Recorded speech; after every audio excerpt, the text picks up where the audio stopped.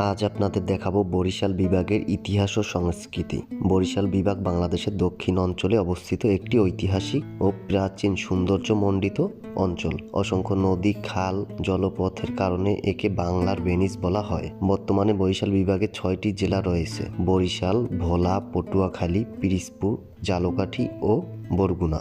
বিভাগটি 1993 সালে প্রতিষ্ঠিত হয়। বরিশালের প্রাচীন নাম ছিল চন্দ্রদ্বীপ বা বাকলা চন্দ্রদ্বীপ। মধ্যযুগে এটি একটি বাংলার গুরুত্বপূর্ণ জনপদ ছিল। 1797 সালে ব্রিটিশ শাসনামলে বাকেরগঞ্জ জেলা গঠিত হয় এবং 1801 সালে প্রশাসনিক সদর দপ্তর বরিশালে স্থানান্তরিত হলে অঞ্চলটিকে বরিশাল নামে পরিচিতি লাভ করে। মোগল আমলে এই অঞ্চলে উন্নয়নে সার্বিক খান গুরুত্বপূর্ণ ভূমিকা পালন করেন। তিনি সড়ক, মসজিদ ও বিভিন্ন স্থাপনা নির্মাণ করেন, যার কিছু নিদর্শন আজও দেখা যায়।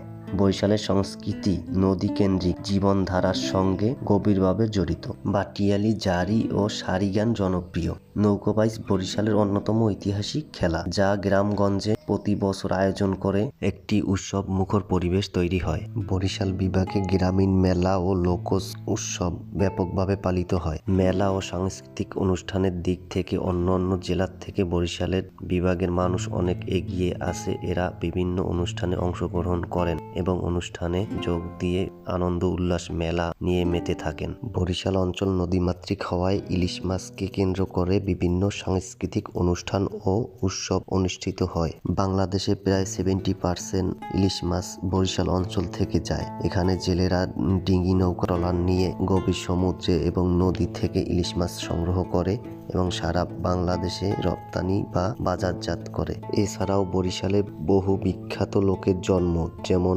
শেরে বাংলা একে ফজলুল হক, জীবনানন্দ দাশ, সুফিয়া কামাল, কামিনী রায়, এম জলিল, এদের মতো বিখ্যাত লোকের জন্মস্থান এই বরিশালের মাটিতে। তাছাড়াও বরিশাল বিভাগের উল্লেখযোগ্য দর্শনীয় স্থানসমূহ যেমন কুয়াকাটা সমুদ্র সৈকত, যাকে সাগরকন্যা বলা হয়, গুঠিয়া বাইতুল আমান জামে মসজিদ, দুর্গাসাগর, ভাসমান পেয়ারা বাগান এবং মনপুরা সহ আরো বিভিন্ন ধরনের টুরিস্ট স্পট রয়েছে এই বরিশালেই।